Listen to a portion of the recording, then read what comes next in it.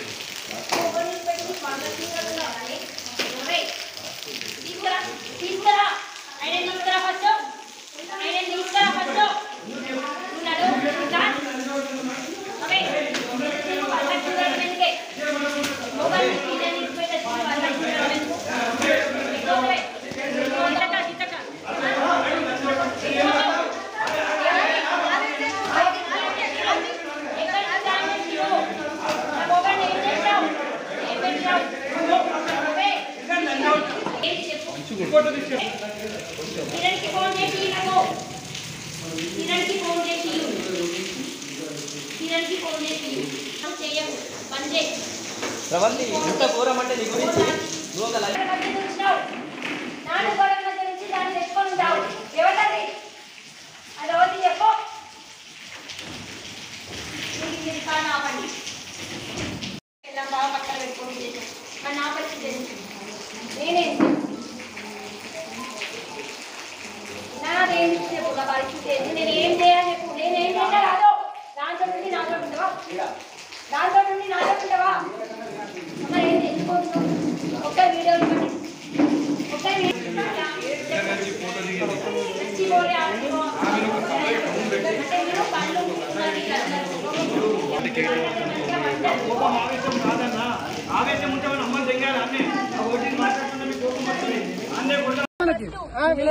బయటికి నడువు లంచే బయటకు నడువు ఫస్ట్ నేను ఇప్పుడు ఇంటి నుంచి బయటకు వచ్చే ముందు చెప్పి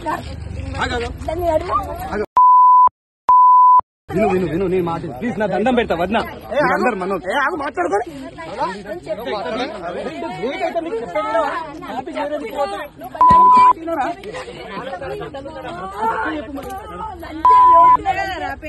అరే ఆగు